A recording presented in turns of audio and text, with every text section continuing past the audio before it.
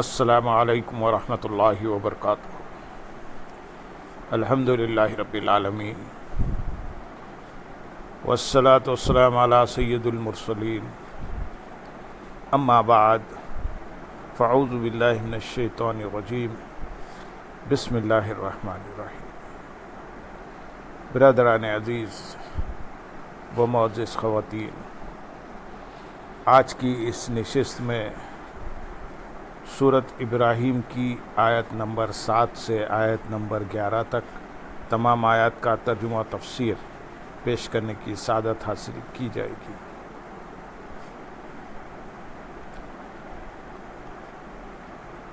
وَإِذْ تَأَذَّنَ رَبُّكُمْ لَئِن شَكَرْتُمْ لَأَزِيدَنَّكُمْ وَلَئِن كَفَرْتُمْ إِنَّ عَذَابِي لَشَدِيدٌ۔ وَقَالَ مُوسَىٰ إِن تَكْفُرُوا أَنتُمْ وَمَن فِي الْأَرْضِ جَمِيعًا فَإِنَّ اللَّهَ لَغَنِيٌّ حَمِيدٌ۔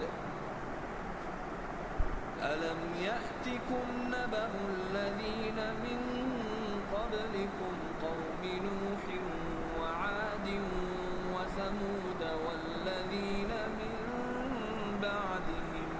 لَا يَعْلَمُهُمْ إِلَّا اللَّهُ جَاءَتْهُمْ رُسُلُهُم بِالْبَيِّنَاتِ فَرَدُّوا أَيْدِيَهُمْ فِي أَفْوَاهِهِمْ وَقَالُوا إِنَّا كَفَرْنَا بِمَا أُرْسِلْتُم بِهِ وَإِنَّا لَفِي شَكٍّ مِّمَّا تَدْعُونَنَا إِلَيْهِ مُرِيبٍ۔ قَالَتْ رُسُلُهُمْ أَفِي اللَّهِ شَكٌّ فَاطِرِ السَّمَاوَاتِ وَالْأَرْضِ يَدْعُوكُمْ لِيَغْفِرَ لَكُم مِّن ذُنُوبِكُمْ وَيُؤَخِّرَكُمْ إِلَىٰ أَجَلٍ مُّسَمًّى قَالُوا إِنْ أَنتُمْ إِلَّا بَشَرٌ مِّثْلُنَا تُرِيدُونَ أَن تَصُدُّونَا عَمَّا كَانَ يَعْبُدُ آبَاؤُنَا فَأْتُونَا بِسُلْطَانٍ مُّبِينٍ۔ قَالَتْ لَهُمْ رُسُلُهُمْ إِن نَّحْنُ إِلَّا بَشَرٌ مِّثْلُكُمْ وَلَٰكِنَّ اللَّهَ يَمُنُّ عَلَىٰ مَن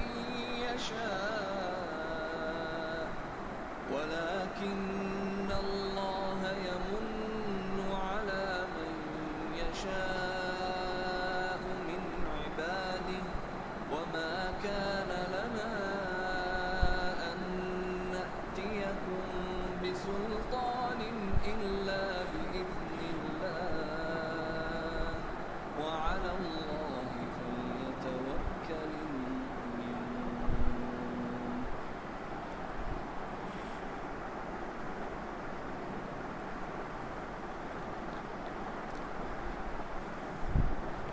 اور یاد کرو جب تمہارے رب نے اعلان فرما دیا کہ اگر تم میرا شکر ادا کرو گے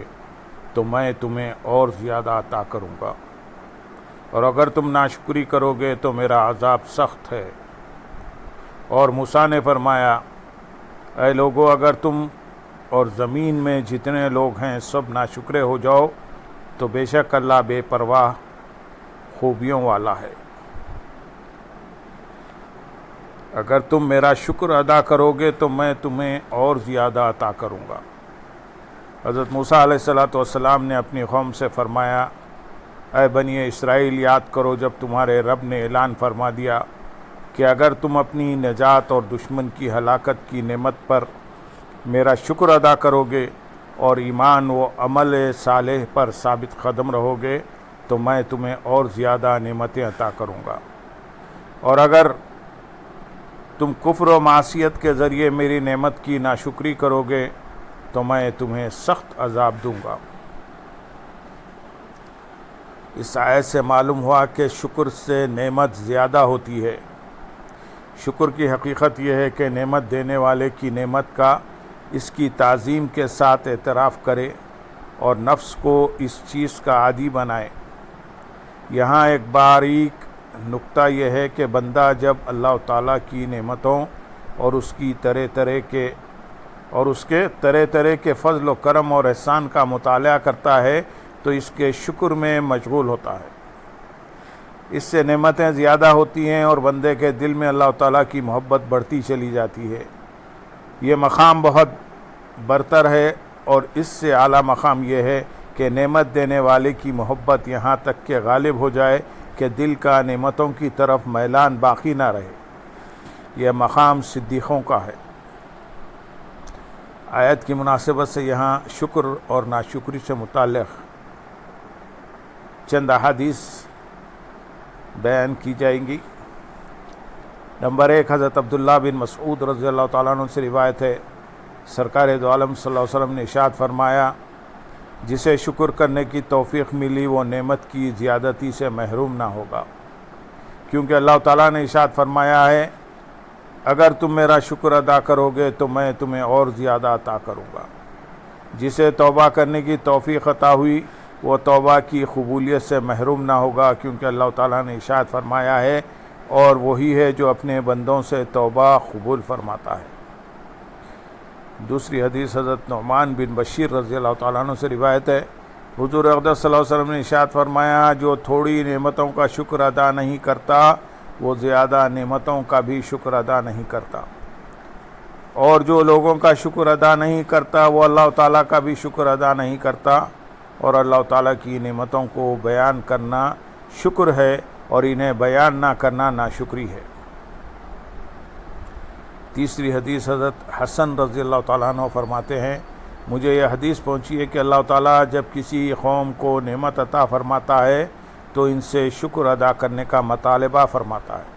جب وہ شکر کریں تو اللہ تعالیٰ ان کی نعمت کو زیادہ کرنے پر قادر ہے، اور جب وہ ناشکری کریں تو اللہ تعالیٰ ان کو عذاب دینے پر قادر ہے، اور وہ ان کی نعمت کو ان پر عذاب بنا دیتا ہے۔ چوتھی حدیث سنن ابو داؤد میں ہے کہ رسول اکرم صلی اللہ علیہ وسلم نے حضرت معاذ بن جبل رضی اللہ تعالیٰ عنہ کو ہر نماز کے بعد یہ دعا مانگنے کی وصیت فرمائی، اے اللہ عز و جل تو اپنے ذکر، اپنے شکر اور اچھے طریقے سے اپنی عبادت کرنے پر میری مدد فرما۔ اللہم اعنی علی ذکرک و شکرک و حسن عبادتی۔ اللہ تعالیٰ اپنے فضل سے ہمیں کثرت کے ساتھ اپنا ذکر اور شکر کرنے کی توفیق عطا فرمائے اور اپنی نعمتوں کی ناشکری کرنے سے محفوظ فرمائے۔ آیت نمبر 9 میں ارشاد ہے، کیا تمہارے پاس ان لوگوں کی خبریں نہ آئیں جو تم سے پہلے تھے، یعنی نوح کی قوم اور عاد اور سمود، اور جو ان کے بعد ہوئے جنہیں اللہ ہی جانتا ہے، ان کے پاس ان کے رسول روشن دلائل لے کر تشریف لائے تو وہ اپنے ہاتھ اپنے منہ کی طرف لے گئے اور کہنے لگے، ہم اس کے ساتھ کفر کرتے ہیں جس کے ساتھ تمہیں بھیجا گیا ہے، اور بے شک جس راہ کی طرف تم ہمیں بلا رہے ہو اس کی طرف سے ہم دھوکے میں ڈالنے والے شک میں ہیں۔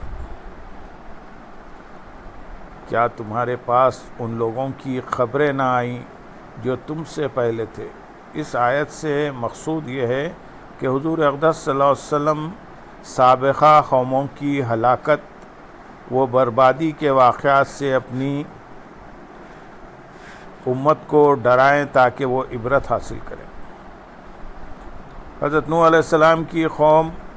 قوم عاد اور سمود کی ہلاکت و بربادی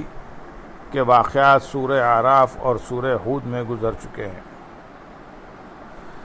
اور جو ان کے بعد ہوئے، ان تینوں امتوں کے بعد کچھ امتیں ایسی گزری ہیں جن کی تعداد اللہ تعالیٰ ہی جانتا ہے، کیونکہ اس کا علم ہر چیز کا احاطہ کیے ہوئے